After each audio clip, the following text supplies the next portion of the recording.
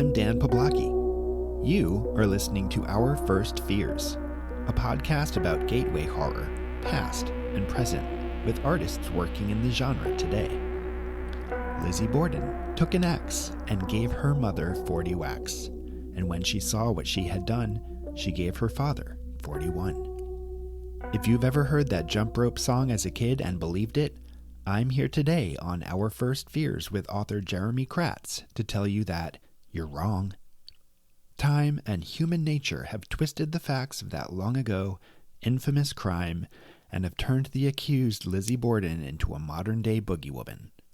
But that's the nature of legends, folklore, and urban legends in particular, which is the subject of this discussion. Jeramey and I talk about the legends that scared us most as kids, and we try to get into where some of these stories come from and why they spread in the way that they have and continue to do. Jeramey Kraatz is the author of the Cloak Society, Space Runners, and the new graphic novel, I Witnessed the Lizzie Borden Story. He also writes English dub scripts for anime franchises, including My Hero Academia. He lives in Dallas, Texas. Now, turn down the lights, turn up the volume, and get ready to explore Our First Fears. Hey there, Jeramey. How's it going? Hi, Dan. It's going well. It's oddly snowing here in Dallas, Texas right now. So Is it? Yeah, I'm enjoying that. Are you? I am. I know I can't talk to you about like cold weather because it's such a rare treat for me that I really enjoy it. So. Well, when it is, sporadic and cute and quaint, I think that's fun. But up here in New York State in the Hudson Valley, we have been getting snow several times a week for the past month and a half, 2 months, and I am done. We have this like so much of the country, we're having this polar air freezing us, and we have a couple more days left of under 30 degrees, and I'm just ready. I'm ready to go out into the sunshine and walk around and do all the things I need to do to take care of myself. Well, I hope you at least have like nice blankets. I do. I have a very cold sunroom in the back of my house where I hang out most of the time, and I cover myself in blankets, and I hope that nobody's hiding in the walls. So, but yeah, no, I thank you for coming on to the podcast to talk about your first fears and your new book, which is called... It's I Witnessed the Lizzie Borden Story. Yes. It's a graphic novel. It's the first in a new series that Harper Alley's doing. So each book is going to be based on like a different true crime. And I'm lucky enough that I got to do the first one in the series and that I got to tackle the Lizzie Borden story. That's awesome. First of all, I read it and I so enjoyed it. I've been fascinated by the Lizzie Borden story forever. Growing up in Rhode Island, not far from Fall River, and hearing that nursery rhyme early on and just being very confused and concerned and also intrigued. It was so fascinating to see the story that you built around this next door neighbor, this kid who witnessed the actual murder. So Jeramey, 2 questions I ask everybody. Can you tell us about yourself, your work, and your relationship to the horror genre? Absolutely. First of all, thank you for having me. I'm so excited to be here. I am Jeramey Kraatz. I'm the author of a couple of middle grade series. My first series was the Cloak Society. It's about like kids supervillains. My second is Space Runners. It's about kids in the future in space with flying muscle cars and aliens. My new book is I Witnessed the Lizzie Borden Story, which is a graphic novel with amazing illustrations. Shout out to the illustrator Crystal Jaime, who just does a fantastic job on this. And other than that, I also am the dub script writer for a bunch of anime. I write the English dub scripts for my baby is My Hero Academia, but I've done like hundreds of episodes. Attack on Titan, I did a Dragon Ball movie a while back. So I have my fingers in a lot of anime pies, which sounds so weird now that I say it out loud. Please cut that. No. As for my relation to the horror genre, I'm one of those weirdos who's kind of been immersed in it since I was born. I was born on Friday the 13th. My parents were sure I was going to be a girl. I wasn't. And so they didn't have a name for me.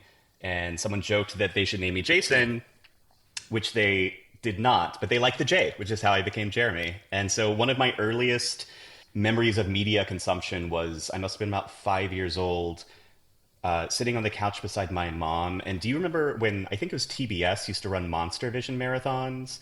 Yeah. Yeah, so they used to run like the Friday the 13th movies all the time, and she was like, "Oh, you were named after this guy in the hockey mask. Here, come sit down, we'll watch them." And so I watched a bunch of them. I ran around with my Thundercats plastic sword afterwards, pretending to be Jason. Nice. My life could have gone a very different route, so I'm happy to say that I went into fiction instead. I had a very pretty laxed childhood in terms of what I could and couldn't watch or couldn't read. So I very quickly was watching all the classics, and when I got into reading, it was right into the Goosebumps Fear Street boom. So it was kind of a natural progression into me being like a weird sort of emo mall goth reading, Stephen King when I was 13 with horror movie posters all over my wall. Very little has changed, to be honest. Fun. Well, now you are able to put some of that into this Lizzie Borden story, which is definitely horrifying, but also like very technical and restrained and beautiful. I think it's really cool. The second question I want to ask you is, do you recall the first time you ever felt frightened? I do. I do because it became kind of an infamous moment in my childhood. Was I was staying with my grandparents in Merkel, Texas, which is where I was born. It's a town of like, I think 2,000 people. This old house built during the Depression, very cold and drafty. And they let me watch The Shining that night. And The Shining is a movie that's not super scary if you're like 5 years old, because you don't really understand why it's scary. But that jump cut, spoiler alert for the end of The Shining, that jump cut from Jack Torrance in the labyrinth chasing Danny to him frozen, like looking like a frozen werewolf to me, with like his eyes are focused on something weird above him, that scared the crap out of me. And so I went to bed already kind of like freaked out, and it was winter there. My grandmother wanted me to wear socks while I was sleeping to make sure I didn't, catch my death, quote unquote. And so she pointed up to the roof or the ceiling above the bed that I was sleeping in, where it was the hatch that went into the attic. And she told me that Jack Frost lived up there, and that if my feet ever got out from underneath the covers, he would come down and take me up there. So I spent the entire night just kind of staring at this hatch, imagining that frozen Jack Nicholson was up there, that he was like, had been snatched up by Jack Frost. There's a lot of scary Jacks in the story. And it scared me so bad that my family had to start giving me what they called monster pills, which were just little like sugar beads, like sugar candies every night before I went to bed to make sure that like I didn't have nightmares about it. So that is my first fear that I remember very, very vividly. I'm sorry, I am laughing. That is... Laugh away. No, I get it. And it weirdly ties into urban legends. I mean, we've got like Jack Frost coming down, sort of. I am laughing, I guess, from discomfort, but also like the idea of monster pills is amazing. Yeah. You feel like you got to use that in something someday. That's really good. I know. I need to figure out a way to wedge it into some story. But also sort of a warning to parents from telling children things like, keep your feet under the covers or such and such will happen is never a good idea. Or you end up addicted to sugar pills. Yeah. So Jack Nicholson with an axe to Lizzie Borden giving 40 whacks. Where do we start? I had probably a slightly different understanding of Lizzie Borden than you did, because I grew up in Texas, and so I knew the rhyme, but she almost felt like an urban legend to me. These murders happened in 1892, so by the time I probably understood what they were over 100 years old, and over that century, so much fiction and so much like stories and plays and a rock opera have all been like made about this story, taking it from different perspectives. She did it, she didn't do it, and it's just, once I started actually looking into the story and looking into the case, I realized that I actually had no idea what this story was about. Like you, I knew the rhyme. I thought that she took an axe and killed her mother and father with 40 blows each, and then I don't know. I guess I thought I assumed she was put in jail or something like that. I never really thought Same. twice about it. I think it was only And recently I realized that she was acquitted. yeah. And you know, it's one of those things where she is acquitted, but it doesn't bring any real resolution to the case. It's still an unsolved mystery. There is this isn't a spoiler or anything, but the thing that drives me insane about this is there's case documents from the defense that are still under lock and key somewhere in Fall River that like just will probably never be released. And it's like that's like the only hope we have of any insights at this point into the case. And so for someone who, you know, enjoys a mystery, it can kind of boggle your mind and take over your life if you let it. Yeah. So just basically, if anybody doesn't know about the Lizzie Borden trial, can you explain what happened? Or Yeah. So the Borden family, which at the time was Andrew Borden, Lizzie's father, Abby Borden, her stepmother, and Lizzie and her older sister, who were both in their early 30s, all lived together in Fall River, Massachusetts. They were incredibly well-to-do, but lived very frugally. Her father was kind of like known to be a miser. Their house didn't have like running water except for in the basement, for example. It still didn't have electricity, which was kind of uncommon at the time. And on a morning in August, both Abby and Andrew are incredibly violently murdered with a hatchet. So Abby is struck, I think, 18 times, and then about an hour later, and that becomes important in the case, is that there's like an hour in between the murders. An hour later, Andrew Borden is murdered, and the first anyone hears about it is Lizzie runs outside and says to her next door neighbor, Mrs. Churchill, "Oh, Miss Churchill, do come over. Someone has murdered father."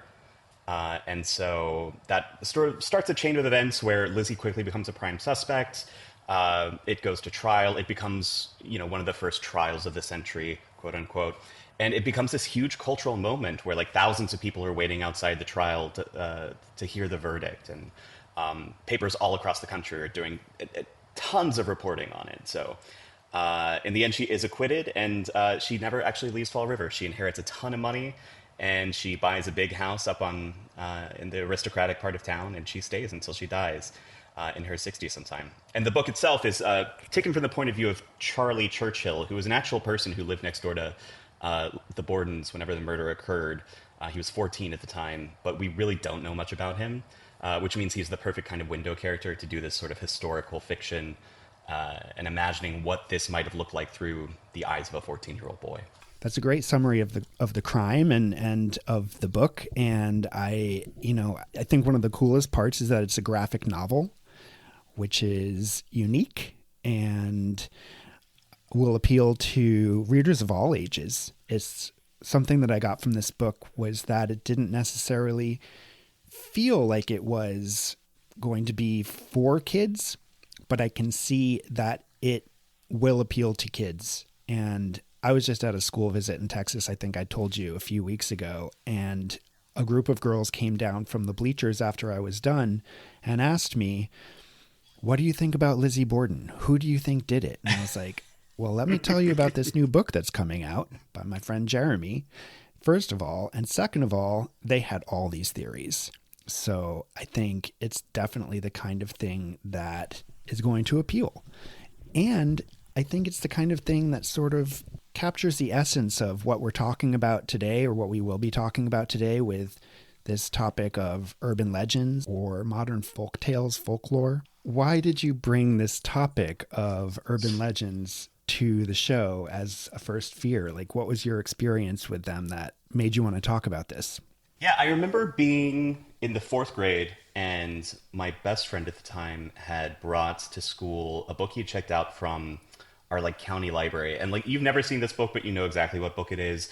It's slender. It hasn't had a dust jacket in 20 years. The pages are like tobacco stained looking, and like it's got that like sort of plastic embossed fake leather cover that, you know, this book has been in the library since the 70s. Mm-hmm. In my head, it says Urban Legends on the front, but I think that's just me making it a movie prop. But he brought it, and for our 45 minutes of silent reading that day, we were just passing it back and forth. And it started out in a way that I found really fun, and not scary at all. It was stuff like New York City sewers are full of alligators, or the body in the fun house is really a dead body. It's not a mannequin. And my friend took the book home and he brought it back the next day and he gave it to me in our silent reading time. He said, you can read it from now on. And that should have been my sign that like something bad was going to happen. And so I read it solely by myself. And it got to the point where it got into the very banal sort of suburban urban legends. And there were a couple of them, the Don't Look Behind You urban legend, which is the, you're shaking your head. Tell me more. So that's the one where like, it's all, it's always like two co-ed teenagers who are doing something they shouldn't be doing. So in this one, they've run out of gas and the boy gets out to go get a can of gas from like the station down the street. And he tells his girlfriend to like get under a blanket in the back seat so that no one sees her. It's very strange. I don't know why that's a part of and he's like, don't open the door unless sometimes it's like I knock 3 times or there's some, don't open the door for a stranger basically. And as I remember it, she wakes up and she can hear this sort of scratching on the top of the roof of the car.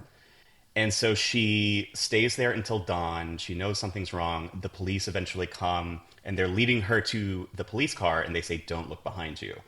And she does anyway. And she sees that like her boyfriend is hanging upside down on the tree and his like nails have been scratching the top of the car. So that was one of them. And then the other one was the humans can lick too, which is the really terrifying one, which is the one where like a child is in bed and she hears something dripping or a scary noise in the bathroom and she puts her hand down to have her dog, who always sleeps underneath her bed, lick her hand. And in the morning she wakes up and the dog is unfortunately brutally murdered in the bathroom. But it says like humans can lick too in blood on the mirror, which is just terrifying. And so I read these during class. I freaked myself out, but it's like 2 p.m. I ended up taking the book home, and I just remember that night, when I think of like the most scared I've been in my life, this is the memory that pops up, because I had the book, it was in my backpack, and I'm just lying in bed thinking about these stories, and something about that book, knowing that it was so close that I could open up my backpack and reread those stories, it felt dangerous. It felt like it was a book I wasn't supposed to read, I wasn't supposed to have, that these stories or things I wasn't supposed to hear. And so I took it back, I gave it back to my friend, and I said, I don't want to read this anymore. And he's like, I don't want to read it anymore either. And so he returned it to the library. But those stories haunted me for a while. And I think the stories are very short. I just told you 2 of them. And they couldn't have been much longer than that. So it leaves so much open to the imagination. You can fill in so many blanks. Mm-hmm. And I had, at this point in time, I had already read all the scary stories we tell in the dark and stuff. Mm-hmm.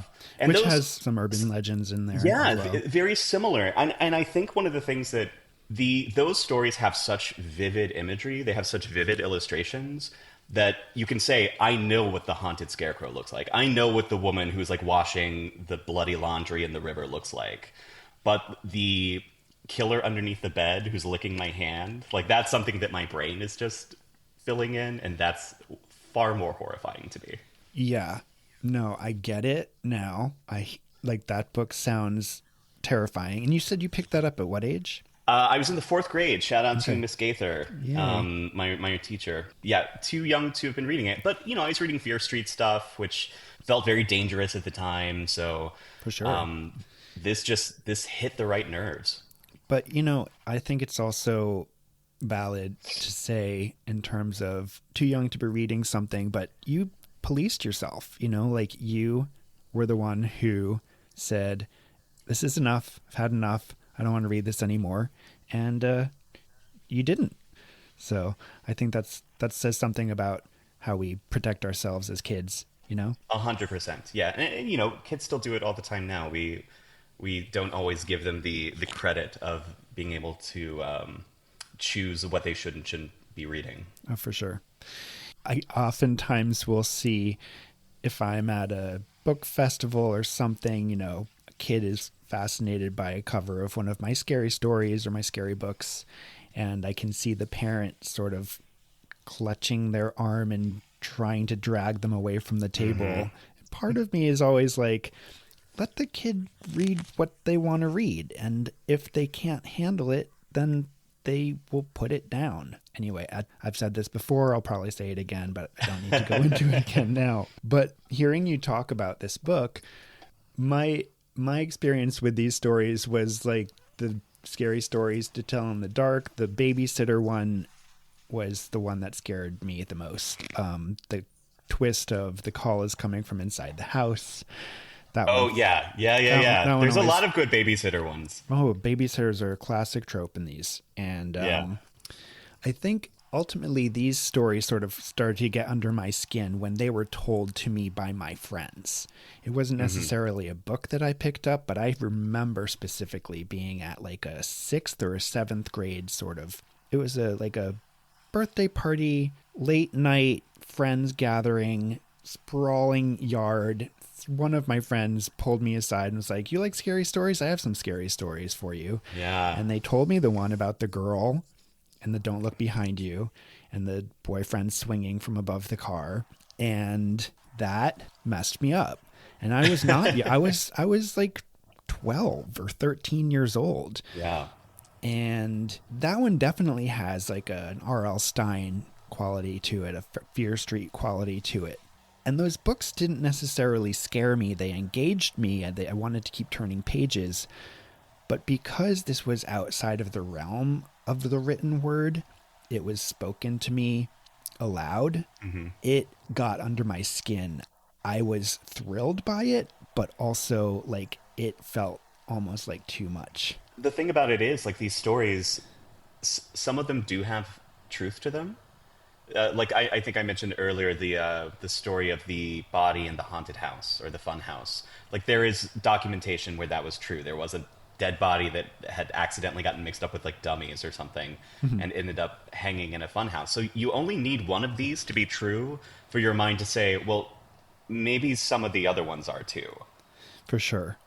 And there's so many. And some of them are scary, but in terms of urban legends and modern folk tales, some of them are not necessarily even scary. Some of them are just ridiculous. Sure. We can get into some of that a little bit later on. But in terms of how these stories are shared, oftentimes I think they're young people who are sharing them with each other, right? Like, what is the most effective way that you think you could share these stories with each other? Is it, and what is the purpose of sharing like an urban legend with your friends? Sure. I think that the best way and probably the most popular way is the friend of a friend way, where it's, oh, I heard this from my cousin. This happened at his school, or I heard this from my friend, her sister. It happened to her, because that immediately gives the story the air of legitimacy. It gives it some ethos, and so it automatically like roots it in your head as like, this, I'm hearing nonfiction. I'm hearing something. I'm not watching a slasher movie. This is something that has happened to someone and therefore could happen to me. In terms of why we share these stories, I think there are a couple of reasons. One is, like you were talking about earlier, just the sort of campfire. It's time to tell scary stories. Let's see who can creep the group out the most. And then I think there's another sort of classification of these stories, which are the moral panic parts, where it's, razor blades in the apple, or the babysitter took LSD and put the baby in the oven, or something like that, which have a very clear sort of like, you're being told this story because you need to stay in line somehow. Even like all the Lovers Lanes group of those, like The Hook and Don't Look Behind You, a lot of those, it happens to the victims because they're out, making out on Lover's Lane when they're not supposed to be. The Hook you mentioned, do you want to tell that story just for listeners as well? Yeah, I mean, I think it starts out like a lot of these where a couple is listening to the radio and there's an announcement of an escaped convict or an escaped someone from like a mental institution or something, and they ignore it. And in The Hook, I believe a man attacks the car or gets close to the car, and the twist is they don't realize it was the man with the hook, the murderer with the hook, until they get home and they open up the car door and see the hook is still like stuck in the side of the car. Right. And that actually, I think that's what scared me a lot when I was a kid and still scares me now is that a lot of these aren't all of these people were murdered. It's a lot of these people were all these people were like almost murdered. They were in incredible danger and they didn't know it at the time until they were safe again. And which I think feeds into such a primal fear of like I could be in danger right now and not know it. That is a really interesting point. I hadn't considered that before. Even the humans can lick too. That person wakes up having survived. Their dog didn't survive, but they survived and they got that message. The high beams story, the famous one about the woman driving home and somebody's following her, flashing their high beams, and she gets out of the car and calls the police. Somebody has followed her home. And the person explains, no, there's somebody in your back seat. Yeah. And every time I flash my high beams, they were rising up with a knife to sort of attack you. Which, by the way, speaking of the truth of these, this isn't really my story to tell, so I'm going to leave names and relationships out. But somebody who I know had that experience. Oh, man. And survived it. Somebody was in their back seat and she got away. So you're right. It's like it takes one nugget of truth on the news or some validation that makes all of these so much more effectively scary as a way to, you know, shock or excite your friends, to bring you together in a way to make you gasp or giggle or, you know, I don't know. I don't know what it is. You saying that, now I'm going to check my backseat before I get in my car after this. But I was wondering before we sat down, like, what role do urban legends play now in sort of like childhood? Because I must have been in my tweens or something like that, was when Snopes.com became super popular back in like the early days of Snopes.com, where it was just debunking urban legends. Oh, right. And so I remember I would sit for hours and read through them, and they were so thorough and stuff like that. And so a part of me was like, well, these stories must not hold any value now because they're so easily debunked, but you just told me one, so now I'm scared again. Well, this person that I knew who experienced this a long time ago spent every car ride since then checking that back seat, and there's 100%. Trauma related to that, and I wonder if this is some larger cultural trauma we're trying to exercise by telling these stories, or young people sort of protecting themselves in a way by telling these stories and then saying, that can't be true. I'm not really sure. I have a question about some of, these stories that you read when you were a kid, the stories that I was told at sleepovers. But as I've gotten older, I've heard more told to me as legit things as well. Like, be careful about somebody with their high beams driving towards you. I don't know if you've heard this one. Somebody with high beams driving towards you.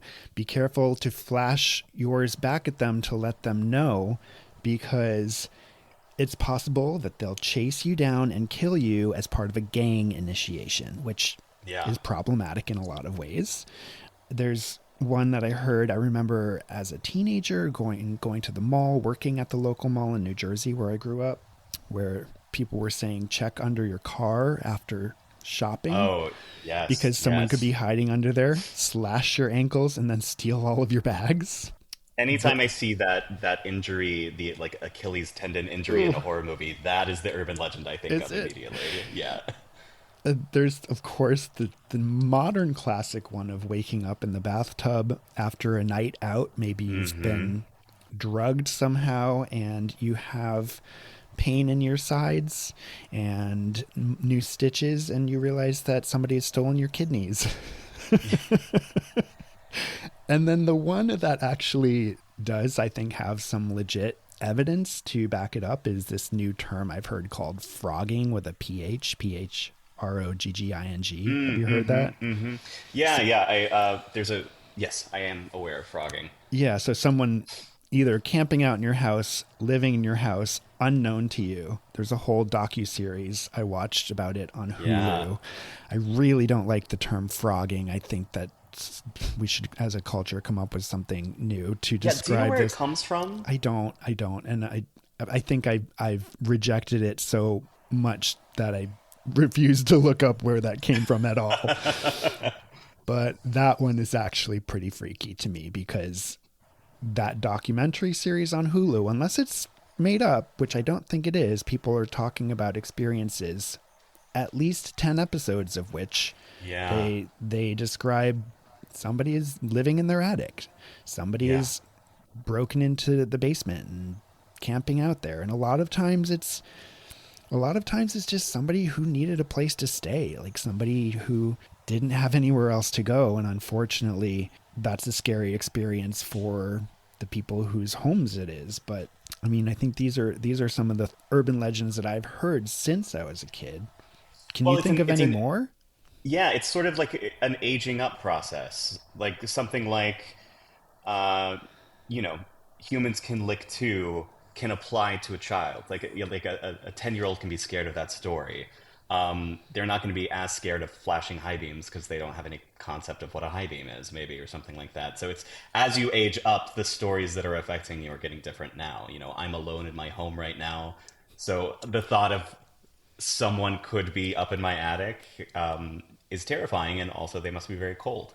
Um, yeah, I'm trying to think of for real. Yeah, like legit, if they were there. And I think that was some of the people's experiences on this show. You know, people trying to stay warm, find food, all this stuff. It's difficult because where do you draw the line between this is like an urban legend and this is just something that's a panicky neighbor on next door is heard again from like a friend of a friend that this is what's happening. And I think a lot of it too is city versus rural. When I was growing up, I grew up in West Texas in kind of a bubble, and I remember it was like the height of DARE, the Don't Do Drugs campaign. And I remember being in middle school, and the police officer was doing the DARE campaign with us, and he told us that like, oh well, in the big cities, if you wear a Calvin Klein T-shirt with the Calvin Klein logo on it, and a gang member sees you, you'll just be shot on the street. As a kid, I was like, oh my God, that's horrifying. Why would anyone wear a Calvin Klein T-shirt? And of course, I grew up, I was like, I don't think that's true. But I run into that a lot, especially because I travel quite a bit. And, you know, anytime I'm going to New York, which I lived in for several years, if I mention it, my mom will freak out and be like, oh, well, you know, everyone is being murdered constantly in New York City. And I'm like, okay, I think maybe you just haven't been into a big city before. The stories that we hear and that affect us change quite a bit as we grow, I suppose. Yeah. And there's also classic ones that I think are a little bit silly, like I mentioned earlier. I don't know if you remember the Pop Rocks and Coke. Oh, absolutely. Yeah. It killed Mikey from the Life cereal commercials, right? Mikey, yes. I guess I want to ask, like, what do you think about that? Like, this is a real kid who was an actor who people were talking about his head exploded because of, you know, a combination of eating this candy, this fizzly candy and Coca-Cola, carbonated Coca-Cola. And his parents had to actually put out some kind of like statement that no, Mikey is alive. Mikey did not die from Pop Rocks and Coke. Like, what do you think about real life repercussions of some of these stories being told? How do they affect the people who the stories are about? Like the overlap with the real life. What do you think about that? Like, what are the repercussions of some of these things? I think Mikey is an interesting case because I was young enough that those commercials weren't airing, I don't think. But I still knew who Mikey was. I knew the kid from the Life commercials because he would pop up not as a commercial, but as like a pop cultural figure. So I can't imagine what that was like then when there's no way to like go on Instagram and say, hey, by the way, I'm still alive.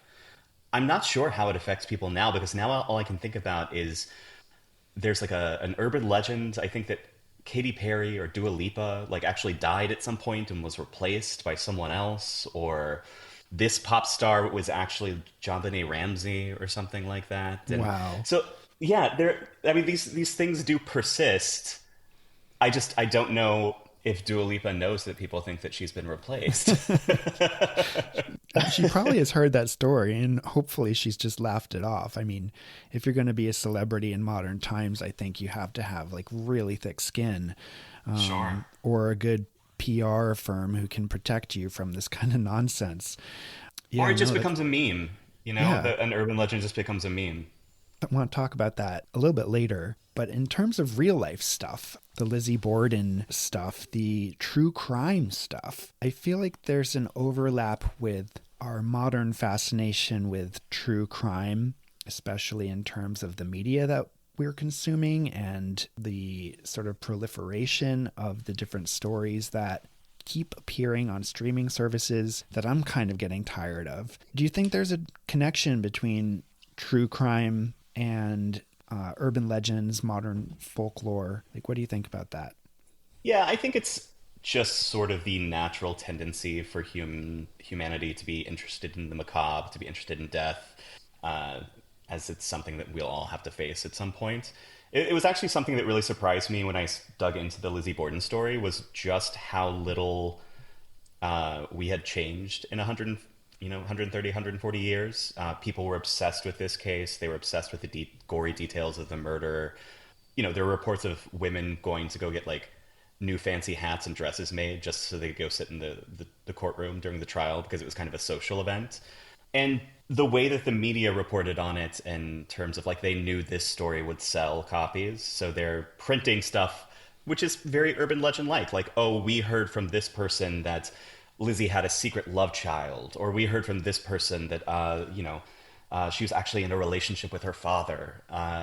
They print it because they know it'll sell and because we like to read the salacious and stuff like that. And so now we just have more mediums for it. Now we just have TV and movies and streaming services and a constant feed where we can inject it into our brains, I suppose.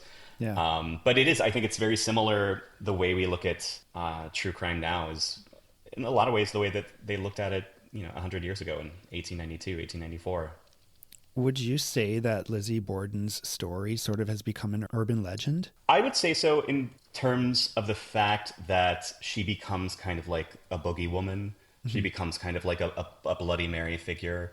And because it's one of those cases where we don't have a ton of information and we don't have video footage of Lizzie, it's harder for us, I think, to imagine her as an actual person.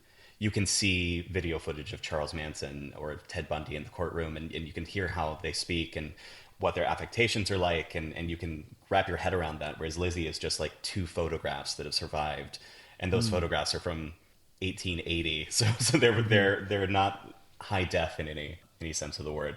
And then there's the rhyme, and that Of course. probably will survive forever. Yeah, I mean, I don't know when I realized that Lizzie Borden was a real person. Just because I knew the jump rope rhyme, skipping rhyme, that's what they call it, I believe.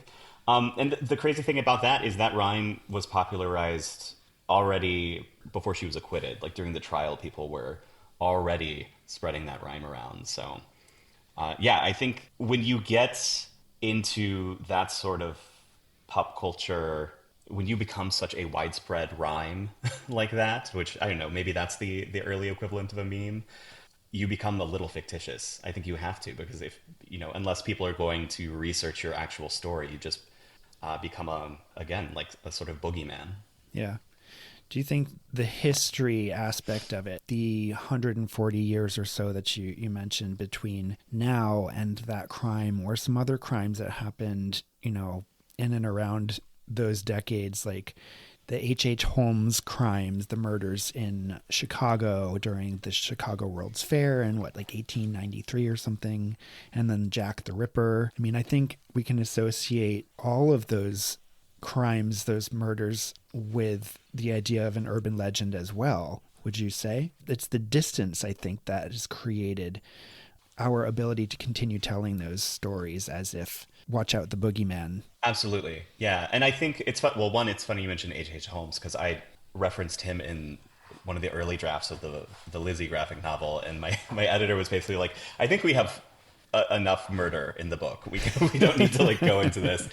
But yeah, I think there's a lot of validity to that where once you hit a certain, a century mark, they become more of these mythical characters, especially with someone like Lizzie, where Lizzie never had a kid. Emma never had a kid. So this, the bloodline is kind of cut off. So you don't have victim statements or victim reactions or anything like that. Hmm. And so it becomes less about those who were affected by it and more about the people who maybe or maybe did not kill a bunch of people. What do you think about the idea then of more sort of modern crime stories like the Jeffrey Dahmer murders, Jim Jones, the cult in Guyana, and even I'm thinking our fascination with Gypsy Rose Blanchard, you know, Hmm. all of these things are so outrageous. All of these crimes that happened are so outrageous. The reasons behind them are actually really interesting from a diagnostic or a curatorial sort of lens, which is hard to say because, yes, there were true victims of Yeah. these Yeah. horrible Yeah. events. Do you think that modern criminals, infamous murderers now are currently part of this trend of urban legends, modern folklore? Or is it going to take time? Maybe they'll be forgotten, or maybe because our media is the way that it is, they're going to be lodged in the brains of our culture for centuries to come.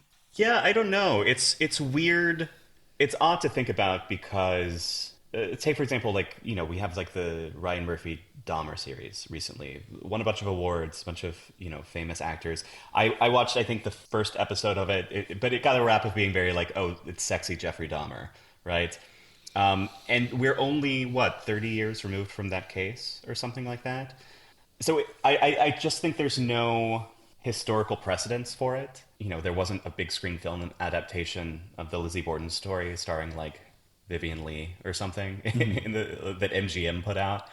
And so I don't know what that's going to look like. If the what I think likely will happen is the fictitious version and the actual version gets so mixed up that we end up as a culture just that's how they become urban legends is we Mm-hmm. just we pick and choose what we remember and what scares us the most and that's what gets passed on as opposed to the actual facts of the case. Yeah, like I keep going back to the nursery rhyme, which is not Hmm. true, not 40 No, wax, completely inaccurate. not her mother, as she would Right. probably correct us. Definitely point out. Yeah. How do you think like cultural inequities play into these kinds of stories, like racism, misogyny, financial and cultural differences? Do you think that they're purposeful? Do you think it's accidental? Do you just think it's sort of like symptomatic of what's going on in our society right now? Yeah, I think that, of course, things like misogyny, racism, social inequity are baked into to all of these things that we're talking about. Um, and, not to be a broken record, but it's another one of those things that surprised me when I went back and was researching Lizzie, that the immediate thought was, oh, one, a woman could never have done this. A woman doesn't have the strength emotionally or mentally or physically to pull off a crime like that. Or the idea that the immediate assumption was that it was an immigrant who wandered in off the street because so many immigrants were coming into Fall River to work at the mill.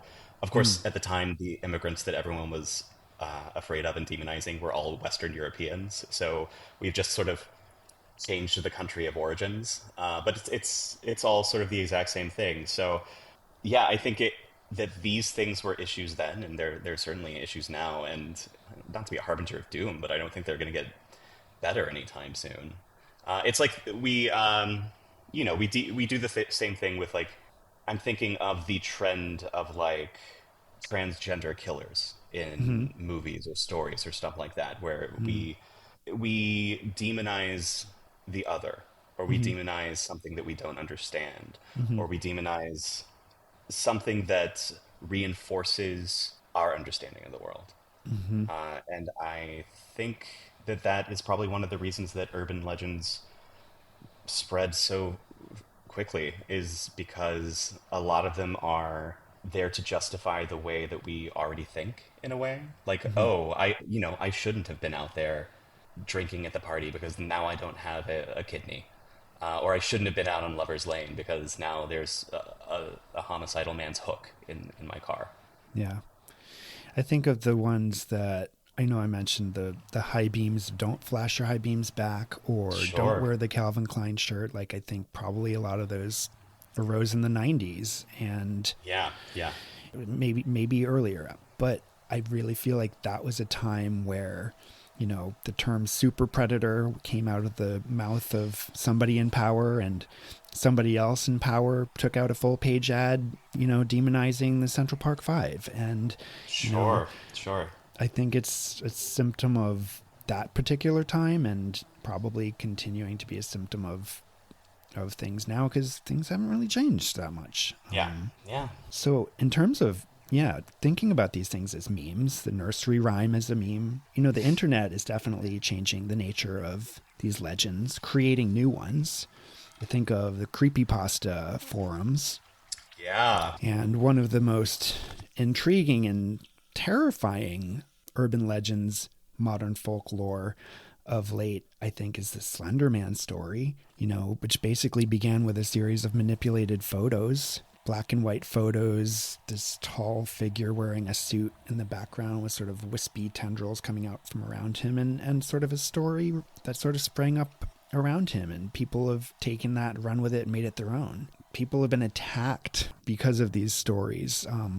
Kids sort of, unfortunately, getting ideas in their heads, and because of fear, because of many different reasons, these stories are continuing to pop up and spread. And I'm not saying that's a bad thing. I mean, when people get hurt, yeah, no, that's not cool. But like, this is sort of where we're at now.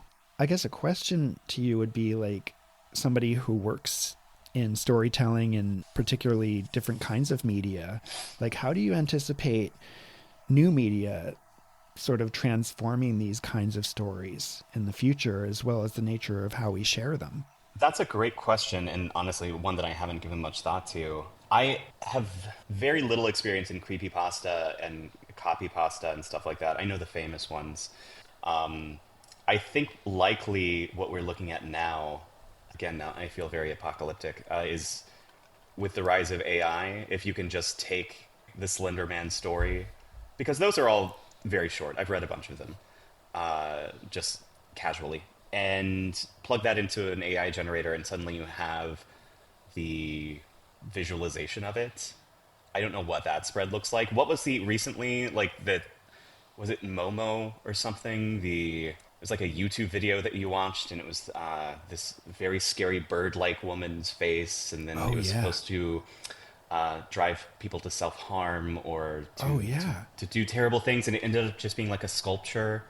So I look at things like that, and that took off so quickly. It was everywhere, and even after it was debunked, I'm sure it was floating around there for a while. So I don't know what that looks like whenever we can start deep faking things, and the urban legends that will come out about celebrities whenever you can make them say anything you want, or when you can plug a couple of like key horror terms into a generator, and get your own personalized urban legend spit out for you. I don't know what that looks like.